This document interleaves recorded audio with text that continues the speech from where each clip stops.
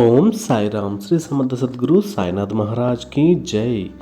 సాయి భక్తులందరూ కూడా ఎలా ఉన్నారండి? మీరందరూ కూడా ఆయురారోగ్యాలు అష్టైశ్వర్యాలతో తొలతూగుతూ ఉండాలని ఈరోజు సాయినాథుని యొక్క సందేశం ఏమి చెప్పారో ఒక్కసారి మనం చూసేద్దామండి. మరి బాబాగారు అందించిన సందేశం ఏమిటి అంటే, బిడ్డ, ఇది నీకోసమే తల్లి. నీ కుటుంబంలో ఉన్నటువంటి అందరూ కూడా సంతోషంగా సుఖంగా ఉండాలి అంటే నేను ఈరోజు చెప్పే పరిహారాన్ని ఏదైతే అది నువ్వు చెయ్యాలి తల్లి అంటూ ఒక బాబాగారు కళ్ళు తెరిచి ఒక్కసారి చూడు తల్లి, ఒక అద్భుతం చూస్తావు. అలాగే ఇక్కడ ఉన్నటువంటి ముడుపు అయితే అందుకో అమ్మా, కోరినంత సొమ్ము నీకు అందుతుంది తల్లి అని చెప్పి బాబాగారు ఈరోజు మనకి ఏదో ఒక అద్భుతమైనటువంటి సందేశాన్ని అయితే మనకు అందిస్తున్నారండి. మరి ఈ సందేశం ద్వారా మన జీవితంలో ఏదైనా సరే కోల్పోయాము అని చెప్పి అనుకుంటే అవన్నీ కూడా మనం తిరిగి పొందడానికి ఒక బాటనైతే బాబాగారు అయితే వేస్తున్నారని చెప్పేసి చెప్పాలండి. మరి ఇంకా బాబాగారు ఏం చెప్తున్నారంటే, బిడ్డ కళ్ళు తెరిచి ఒక్కసారి తెరిచి చూడమ్మా. నీకు మనం కళ్ళు మూసుకుపోయి ప్రవర్తించిన సమయంలో మన కళ్ళ ముందే ఒక్కొక్కసారి మంచి ఉన్నా కూడా అది మనం గుర్తించలేకపోతాం కదా. మరి అలాంటి సమయంలో భగవంతుని కృపకు మనం ఎంతో పాత్రలు అవ్వాలి. అలాగే మరి ఈరోజు బాబాగారు మన కోసం ఒక అద్భుతమైనటువంటి సందేశాన్ని అందిస్తున్నారు. మరి వెంటనే బాబాగారి మీద ఉన్నటువంటి నమ్మకంతో ఇక్కడ ఉన్నటువంటి ఈ ముడుపునెత్తి తాకాము అంటే మనకు ఆనందం కలుగుతుంది. అలాగే మనకు ఏవైనా సరే కోల్పోయాము అని చెప్పేసి అనుకుంటే అవన్నీ కూడా తిరిగి పొందడానికి ఇది ఒక అవకాశాన్ని అయితే బాబాగారు కల్పిస్తూ ఉన్నారు. మరి బాబాగారు ఏం చెప్పాలని అంటున్నారో ఒక్కసారి విందామండి. మళ్ళీ ఈ సాయి మీద ఎంత నమ్మకం ఉంచుకుంటావో నాకు తెలుసు తల్లి. మరి ఎవరిని తిరస్కరించవద్దు. నీ వద్దకు వస్తే వెనక్కి ఎవరిని పంపవద్దు తల్లి. ఒక కుక్క అయినా సరే, పిల్లి అయినా సరే, ఏదైనా సరే నువ్వు ఏదో ఒకటి పెట్టి కానీ పంపవద్దు తల్లి. మరి ఏదో రుణానుబంధం ఉంటేనే తప్ప అవి మీ ముందుకైతే రావు. మరి వచ్చిన దానికి ఎంతో కొంత సహాయం చేసి పంపు తల్లి. నువ్వు అందరి ముందు కూడా నవ్వుతూ ఒంటరిగా ఏడుస్తావని నాకు అర్థమవుతుంది. మరి దానికి అనుకూలంగా మార్చే బాధ్యత ఏదైతే ఉందో అది నువ్వు సాధించలేకపోతున్నావు. ఎన్నో రోజులుగా అడుగుతున్నా కదా బాబా, నువ్వు నన్ను పట్టించుకోవట్లేదు. అందుకే ఒక్కొక్కసారి నాకు కోపం వచ్చేస్తుంది తల్లి. భగవంతుని నువ్వు పిలిస్తే నీ వద్దకు రావాలి అంటే మొట్టమొదటిసారిగా నీలో ప్రహ్లాదుడికి ఉన్నటువంటి విశ్వాసం, బిలానికి ఉన్నటువంటి ఆశ, అలాగే ద్రౌపదికి పిలిస్తే మీరా అంతటి ఓపికతో వేచి ఉంటే శ్రీ సాయి తప్పకుండా నీ వద్దకైతే తరలి వస్తాడు తల్లి.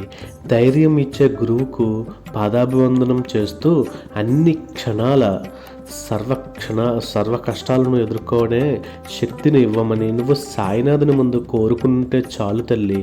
అదే నీకు శ్రీరామ రక్ష, నీకు కొండంత భరోసా అయితే ఇస్తాడు. మరి తల్లి, నువ్వు ఏదైనా సరే విషయం గురించి సాయిని ప్రార్థించేటప్పుడు ఓర్పు మరియు సహనం ఈ రెండు కూడా నీకు చాలా ఉపయోగపడతాయి తల్లి. మరి నిన్ను కాపాడుకోవడానికి తీవ్ర స్థాయిలో పరీక్షలు పెడుతూ ఉంటాడు కదా భగవంతుడు. అది ఎందుకు అని చెప్పేసి అనుకుంటే ఒక్కటి గుర్తుపెట్టుకోవాలి, మన యొక్క పాపాన్నంతటిని కూడా ఆ యొక్క కష్టాల ద్వారా బయటికి పంపేయడానికే ఆ భగవంతుడు చూస్తున్నాడు. మరి కష్టాలు వస్తున్నాయి అంటే అది కూడా మన మంచికే, మన పాపరాశి అంతా ధ్వంసం అవుతుందని చెప్పేసి చెప్పడానికే మనకి ఈరోజు బాబాగారు అయితే శ్రద్ధ శాబురి అని చెప్పేసి ఆ యొక్క సహనం గురించి మనకి చెప్తూ ఉన్నారు. మరి ఇలా కష్టాలు వస్తుందని చెప్పి ఎప్పుడు కూడా భయం పెట్టుకోక తల్లి. ఏ చింత లేకుండా నా యందు భారం వేసే తల్లి, నేనే చూసుకుంటాను, నీకంతా నిశ్చితంగా ఉండు తల్లి. నువ్వు ఎప్పుడూ కూడా ఎదుటివారికి అపాయం చేయొద్దు తల్లి. అలాగే నా మీద విశ్వాసం ఉంచుకో అలాగే దైవలీలను అర్థం చేసుకోవడం ఎవ్వరికీ సాధ్యం కాదు తల్లి. నీ సంకల్ప బలం చాలా గొప్పది తల్లి. దాని ముందు ఏ జాతకాలు కూడా పనికిరావు. ఏవైనా సరే చాలా చిన్నవైపోతాయి. మరి అదే బలంతో నువ్వు ముందుకు వెళ్ళు. నీ సాయి నీకు తోడుగా అయితే ఉంటాడు తల్లి. మరి విజయం ఆలస్యమైనా సరే బాధపడొద్దు. చెడు కర్మఫలం వెళ్ళిపోతుందని సంతోషంగా ఉండు తల్లి. కష్టకాలంలో సాయి ఉన్నారనే ఒకే ఒక్క నమ్మకం, అదే సహనం నిన్ను ఒక సంతోషమైనటువంటి బాట యందు నడిపించడానికి ఉపయోగపడుతుంది బిడ్డ. గుర్తుంచుకో. మరి నీ జీవిత కాలంలో నువ్వు ఎలాంటి తప్పులు చేస్తున్నావు, అలాగే ఎలాంటి ఒడిదుడుకులు ఎదుర్కొంటున్నావు, ఇవన్నీ కూడా ఎప్పటికప్పుడు ఆ భగవంతుడు పరీక్షిస్తూనే ఉంటాడు. మరి నీకు జీవితంలో ఇంకేం కావాలి అనేది నీకు అవసరాల గురించి పెద్దగా ఆలోచించవద్దు. నువ్వు ఎప్పుడు కూడా నన్ను సంకల్పించుకుంటే చాలు. నీకు ఎప్పుడు ఏది ఎలా కావాలో ఆ భగవంతుడే నీకు తీసుకుని ఇస్తాడు. ఎక్కువ ఆరాటపడకు తల్లి. ముందు నీ జీవితంలో జరిగేటువంటి సంతోషాలని చూసుకుని ఆనందపడాలి తల్లి. అంతేకాని ఎప్పుడు కూడా బాధలు వస్తున్నాయని చెప్పేసి ఎప్పుడు కూడా బాధలతో కుంగిపోవద్దు తల్లి. ఇది అంతా కూడా దేవుని అజ్ఞానుసారమే జరుగుతుందని చెప్పేసి గుర్తుపెట్టుకో తల్లి. మరి ఈ విధంగా నువ్వు ముందుకు వెళ్ళిపోతే నీ ప్రయాణం చాలా చక్కగా కొనసాగుతుంది తల్లి. మరి తల్లి, నీ మాట నీకు సంకల్పానికి ఉన్న బలాన్ని తక్కువ అంచనా వేసుకోక తల్లి. ప్రపంచంలో నీ సంకల్ప శక్తికి మించినటువంటి బలమైనటువంటి ఆయుధం అయితే లేదు. కాబట్టి నువ్వు స్థిరంగా, నిర్మలంగా సాయి మీద నమ్మకంతో ఏదైతే సాధించాలని కోరుకుంటూ ఉంటావో, నువ్వు దేన్నైతే కోల్పోయాని బాధపడుతూ ఉంటావో అది తిరిగి పొందేంత వరకు ప్రయత్నం చేయి. అందులో ఎలాంటి విఫలమైనా సరే నువ్వు వెనక్కి అయితే తగ్గవద్దు తల్లి. ఈ సాయి నీతో పాటు ఉన్నాడని నువ్వు గుర్తుపెట్టుకో. బాధపడకు. సాయి చెప్పినటువంటి 3 ముఖ్య విషయాలు నువ్వు గుర్తుపెట్టుకో. నాలుక, కోపం, అలాగే కోరిక, ఈ మూడింటిని ఎప్పటికప్పుడు అదుపులో ఉంచుకోవాలి తల్లి. నువ్వు ఏదైనా సరే గెలవగలను. సకలం నేనే, ప్రతి కార్యము నేనే, కేవలం నీదంటూ ఏమీ లేదు, అన్నింటా నేనే, అంతా నేనే. సహనంతో కూడినటువంటి మౌనానికి మించినటువంటి గొప్ప తపస్సు మరొకటి లేదు తల్లి. నువ్వు ఆనందంగా ఉండే రోజులు రాబోతున్నాయి తల్లి. ఎవరికి ఎప్పుడూ భయపడకు. అందరితో ప్రేమగా, గౌరవంగా ఉండు.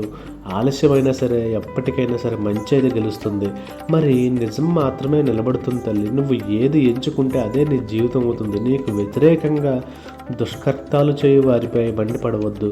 ఎందుకంటే శ్రీ సాయి నిరంతరము కూడా నిన్ను రక్షిస్తున్నాడన్న ఆ యొక్క ప్రశాంతతతో ఉండు తల్లి. మరి వారినే బాధిస్తాయి. మరి నువ్వు కావాలి ఏదైనా సరే సాధించాలనుకున్నప్పుడు ఎలాంటి పరిస్థితి వచ్చినా సరే భయపడకుండా ఎదురొగ్గు.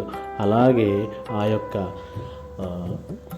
సాధించాలనుకున్నటువంటి పని ఏదైతే ఉందో దాన్ని నువ్వు సంతోషంగా స్వీకరించి ఆనందంగా నువ్వు దానిని ఆనందింపచేసుకుని, ఆకలింపచేసుకుని నువ్వు విజయం సాధించడానికి ప్రయత్నం చేయి తల్లి.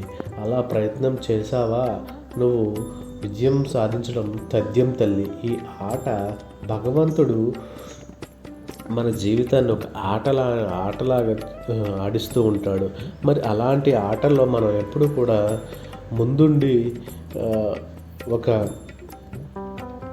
రాజు అలాగే మంత్రి రూపంలో మనం ముందుండి మనం అందరినీ సమన్వయం చేసుకోవాలి. కానీ ఒక శక్తి లేనటువంటి ఒక భక్తుడిలాగా వెళ్ళి అలా చనిపోవడం అది ఎంతవరకు సమంజసం? అలాగే ఈ రోజుల్లో ఈ ఓపిక, సహనం లేకే చాలామంది అసలు బారుతున్నారు.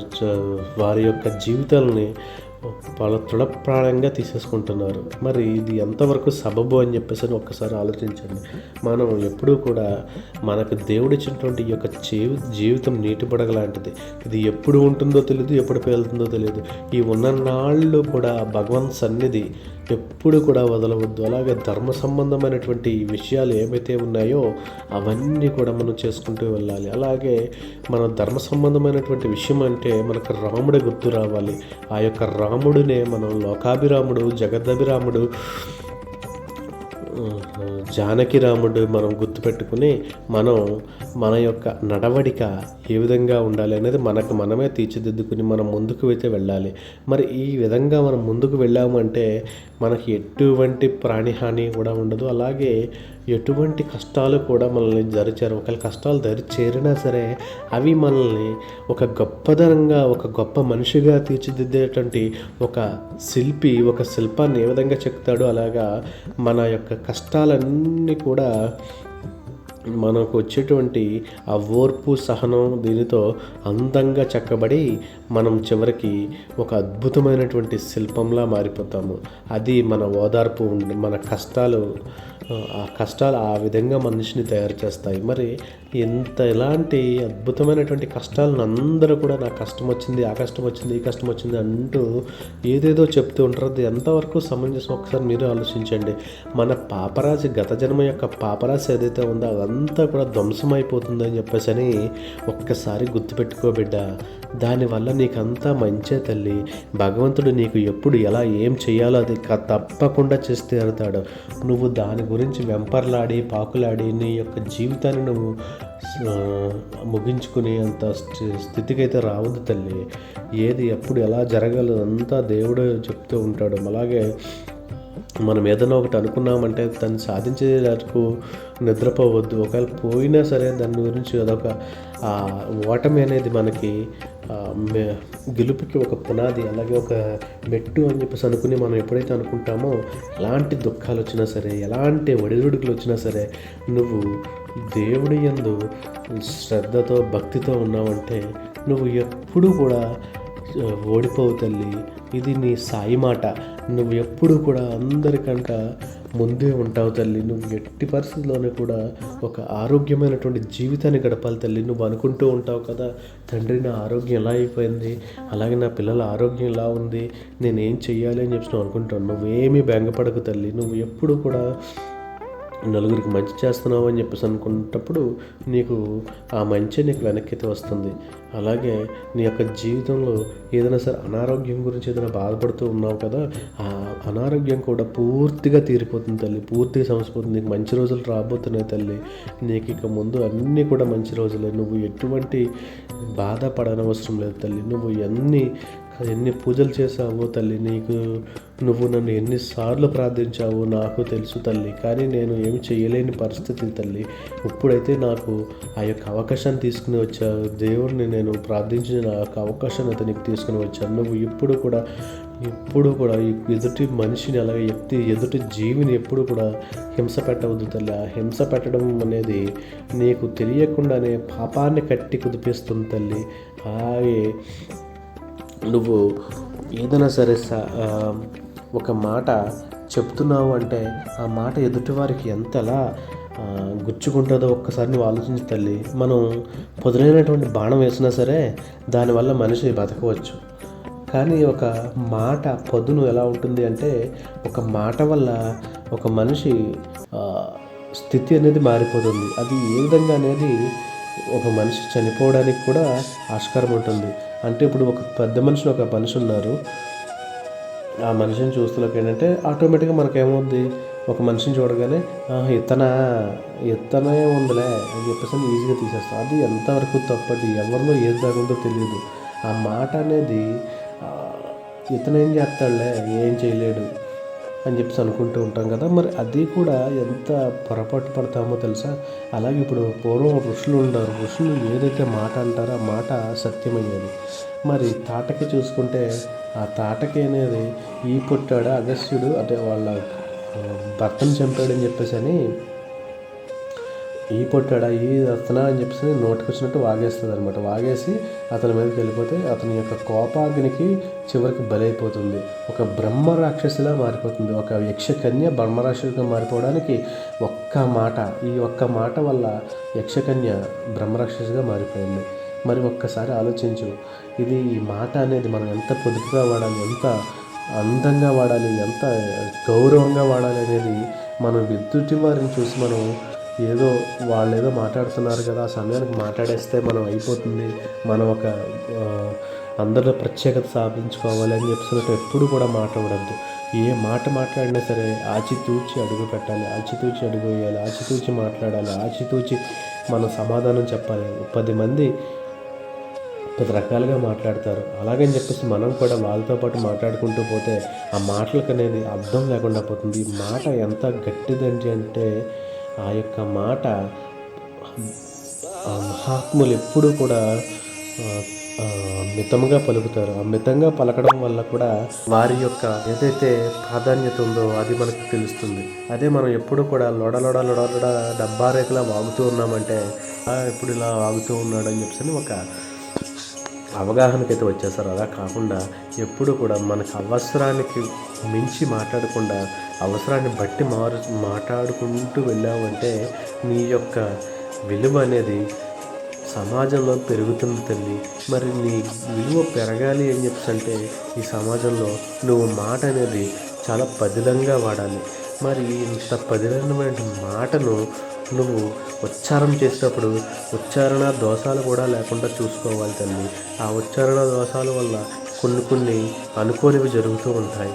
అలాగే ఎప్పుడూ కూడా దేవుని స్మరించినప్పుడు నువ్వు ఎప్పుడూ కూడా యొక్క నిరంతరమైనటువంటి నామస్మరణ అనేది నీ మనసులో ఎప్పుడూ కూడా రగులుతూ ఉంటే ఆ యొక్క నీలో ఉన్నటువంటి ఆ పాపరాశి ఏదైతే ఉన్నదంతా ధ్వంసం అయిపోతుంది. నీకు తెలియకుండానే నువ్వు ఒక గొప్ప ఉన్నతులు సాధిస్తున్నావు అని చెప్పేసి నీకు అర్థం చేసుకోవాలి. మరి ఈ యొక్క నామం యొక్క శక్తి ఏంటి అని చెప్పేసి చూస్తే ఒక నామానికి ఉన్నటువంటి శక్తి, ఆ నామం పలకనగానే మనలో ఉన్నటువంటి పాపరాశి ధ్వంసమైపోతుంది. ఆ యొక్క అందుకనే కదా మనకి ఈ నామం యొక్క గొప్పదనం, అలాగే దేవుడి పేర్ల యొక్క గొప్పదనాల గురించే కదా మన పూర్వీకులందరూ కూడా ఆ యొక్క దేవుడి పేర్లు అనేవి మన పిల్లలు పుట్టిన వాళ్ళ పిల్లలు ఎవరైతే ఉన్నారో వాళ్ళకి పెడుతూ ఉండేవారు. అంటే దేవుడి నామస్మరణం చేయలేకపోయినా సరే ఒక్కసారి మా పిల్లలను పిలిస్తే ఆ పిల్లల రూపంలో దేవుణ్ణి నేను పిలుస్తున్నానని చెప్పేసి నువ్వు అనుకుంటూ ఉన్నావంటే ఆ యొక్క మాట ద్వారా నీ యొక్క ఏదైతే కష్టాలు ఉన్నాయో అవన్నీ కూడా తొలగిపోయే అవకాశం కూడా చాలా ఉంది. మరి ఈ విధమైనటువంటి మాట తీరును నువ్వు మెరుగుపరుచుకుని ఎదుటివారిని బాధ పెట్టేలా కాకుండా సంతోషపడేలాను ప్రవర్తించి నువ్వు నీకు ఇచ్చినటువంటి ప్రతి ఒక్క పనిని కూడా సక్రమంగా ధర్మబద్ధంగా నిర్వహించుకుంటూ వెళ్ళి నీ యొక్క జీవితంలో నీ పరమావధిని సాధించావంటే నిన్ను ఏ శక్తి కూడా చెనకలేదు. నిన్ను నీ యొక్క ధర్మబలం ముందు ఎటువంటి కష్టాలైనా సరే ఓడిపోక తప్పదు. అవి నీకు బానిసై నీ ముందు నించుంటాయి. మరి నువ్వు ఈ విధంగా చేసావంటే నీ జీవితానికి తిరిగి ఉండదు తల్లి. మరి నేను ఈరోజు తీసుకొచ్చినటువంటి ఈ యొక్క అద్భుతమైనటువంటి ఈ సందేశం మరి నీకు గుర్తుండిపోవాలి బిడ్డ. నువ్వు జీవితంలో ఒక గొప్ప స్థాయికి ఎదగాలి అంటే అలాగే నీకు ఉద్యోగంలో ఏదైనా నీకు ఉద్యోగంలో ఉన్నటువంటి బాధలు అలాగే కష్టాలు ఏవైతే ఉన్నాయో అలాగే నీ పై అధికారుల నుంచి ఎదుర్కొనేటువంటి ఆ సవాళ్ళు ఏవైతే ఉన్నాయో అవన్నీ కూడా ఈ రోజు నుంచి పోతాయి తల్లి. నువ్వు ఎప్పుడు కూడా దిగులు పడుతూ ఉంటావు కదా, నేను ఎన్ని నాళ్ళు కష్టపడినా సరే నాకు జీతం పెరగట్లేదు, నేను ఏం చేయాలి, నాకు మంచిగా జీతం పెంచు తండ్రి, నాకు మంచి ఉద్యోగం, నాకు వేరే ఉద్యోగాన్నైనా సరే కల్పించు తల్లి, లేదు అంటే నా యొక్క మేనేజర్కి నాకు చెప్పి నా యొక్క పదోన్నతి వచ్చేలా చూడు తండ్రి అని చెప్పేసి నువ్వు ఎప్పుడు అంటూ ఉంటావు కదా. మరి నీలోనే తప్పు పెట్టుకుని నువ్వు ఈ చేయమంటే ఎలా చేయగలుగుతారు తల్లి. నువ్వు ఎప్పుడూ కూడా ఎదుటివారిని కించపరచకుండా నీ యొక్క జీవితాన్ని నువ్వు బతుకుతూ వెళ్ళావు అంటే అవన్నీ కూడా నీకు సిద్ధిస్తాయి.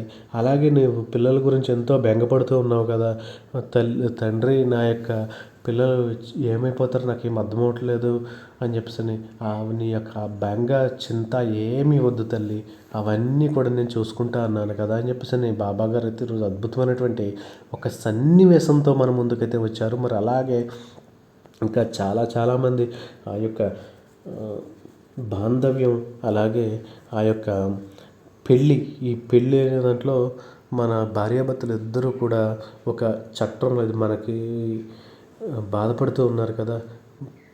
భార్య మీద భర్తకి, భర్త మీద భార్యకి ఎన్నో మాట మాట వచ్చి ఆ మాట కూడా ఆ జీవితంలో విడిపోయే దగ్గరికి వెళ్ళిపోతున్నారు. దీనివల్ల ఎంతటి అనర్థాలు జరుగుతాయంటే పిల్లలు అనాథలైపోతారు. అదొకటి మనం గుర్తుపెట్టుకుని మనం ముందుకు వెళ్ళాలి. అలాగే ఎప్పుడు కూడా మీ యొక్క జీవితంలో మనస్పర్ధలు రాకుండా ఆ భగవంతుని ప్రార్థించండి, కోరుకోండి. అలాగే ఒకరినొకరు విడిచిపెట్టకుండా ఎప్పుడు కూడా తోడు నీడగా ఉంటూ మీ భార్య ఏదైతే ఉందో అలాగే మీ భర్త ఎవరైతే ఉన్నారో వాళ్ళ యొక్క మాట విని ఒక మాట మన భార్య భర్త ముందు ఒక మాట మనం తగ్గినా అది మనకి తప్పు లేదు. కాబట్టి ఎవరో ఒకళ్ళు తగ్గి ఆ యొక్క సమస్యని ఏ విధంగా పరిష్కరించుకోవాలి అనేది ఒక్కసారి మనం ఆలోచించుకుంటే ఆ సమస్య అనేది దూరం అయిపోతుంది. ఒక్కటి గుర్తుపెట్టుకోండి, సమస్య లేనటువంటి ఎటువంటి సమస్యకు పరిష్కారం లేనటువంటి ఏ సమస్య కూడా ఉండదు. ప్రతి సమస్యకు ఏదో ఒక పరిష్కారం ఉంటుంది. అది కూడా నువ్వు ఆలోచించిన వెంటనే నీకు తట్టలేకపోవచ్చు. కానీ దానిని ఒక్కసారి నిశ్చితంగా పరిశీలించి ఈ సమస్య ఎలా వచ్చింది, ఇది ఎక్కడి నుంచి వచ్చింది, ఇది ఎక్కడ మూలం,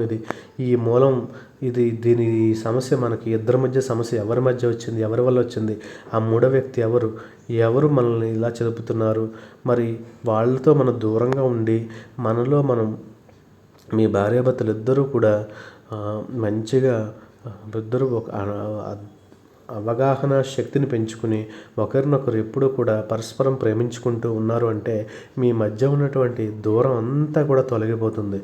ఎంతో అన్యోన్యంగా మీ దాంపత్య జీవితం కూడా ఎంతో అన్యోన్యంగా తయారయ్యి మీరిద్దరూ ఇరువురు వేరు కాదు, ఇద్దరు సమానమే అన్న ఒక స్థితికైతే మీరు వెళ్ళిపోతారు. ఇది నేను నిజంగా చెప్తున్నాను. దీనివల్ల మీ యొక్క వివాహ బంధంలో ఎటువంటి కష్టాలు ఒడిదుడుకులు రాకుండా మీ జీవితం సాఫీగా సాగిపోవడానికి ఇది ఒక చిట్కా అనుకుంటారా, ఇంకోటి అనుకుంటారా, అది మీ ఇష్టం బిడ్డ.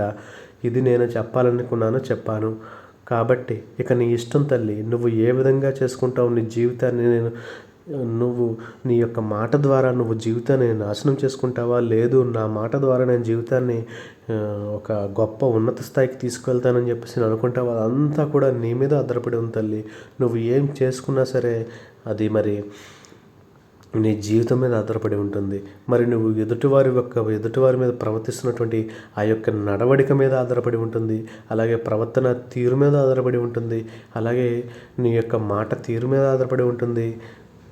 మరి ఇటువంటి మాటను నువ్వు చాలా గౌరవంగా, చాలా గొప్పగా, చాలా పొందిగ్గా వాడావు అంటే నీ మాట అనేది ఒక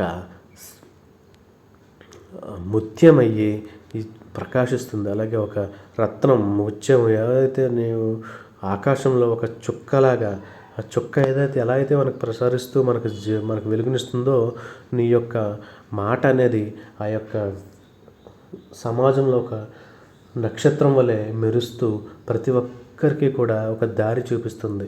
మరి ఇంతటి అద్భుతమైనటువంటి మాట నువ్వు చాలా జాగ్రత్తగా మాట్లాడాలి అని చెప్పేసి ఈరోజు నేను నీకు తెలియజేస్తున్నాను బిడ్డ.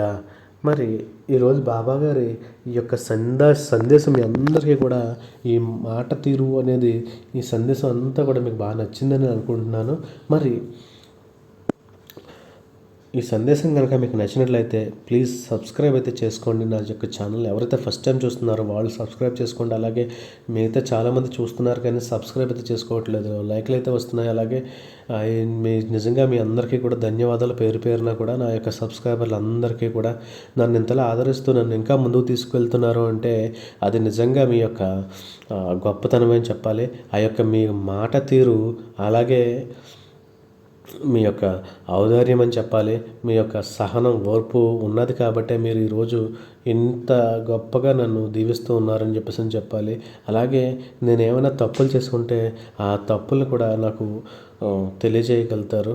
అలాగే ఎటువంటి మీరు సజెషన్స్ ఇవ్వాలనుకున్నా సరే కింద కామెంట్ బాక్స్లో సజెషన్స్ ఇస్తే నేను తప్పకుండా వాటిని పాటించి నేనైతే వాటిని శిరసావహిస్తాను. మీ వాక్యే నాకు శాసనం అండి. మరి అలాగే ఈ యొక్క వీడియోని కొంతమంది సాయి భక్తులకైతే షేర్ చేశారు అంటే వాళ్ళు కూడా ఈ యొక్క సందేశాన్ని అందుకుని వాళ్ళు ఎంతో కొంత వాళ్ళ జీవితంలో కొంచెం మార్పు రావాలనేదే నా యొక్క మోటివ్ అండి మెయిన్. కాబట్టి ప్రతి ఒక్కరు కూడా ఆనందంగా సంతోషంగా ఆ సాయినాథుని యొక్క కటాక్షాలన్నీ పొందుతూ ఎన్ని బాధలు వచ్చినా సరే ఏమొచ్చినా సరే అన్నిటి నుంచి విముక్తి పొంది అందరూ కూడా సంతోషంగా ఉండాలనేది నేను ఎప్పుడు కోరుకుంటున్నాను. అలాగే జరగాలని సాయినాథ్ని కూడా ఎప్పుడు మనస్ఫూర్తిగా కోరుకుంటున్నాను. మీరందరూ కూడా బాగుండాలి, అందరూ కూడా ఆరోగ్యంగా ఆనందంగా ఉండాలి అనేది నా యొక్క తాపత్రయం అండి. మరి ఈ వీడియో మీ అందరికీ కూడా నచ్చిందని అనుకుంటున్నాను. అలాగే రేపటి రోజున మరి ఒక అద్భుతమైనటువంటి సాయి సందేశంతో మీ ముందుకైతే వస్తాను. అప్పటి వరకు సర్వే జనా సుఖినో భవంతు. Om Sairam. Thank you for watching.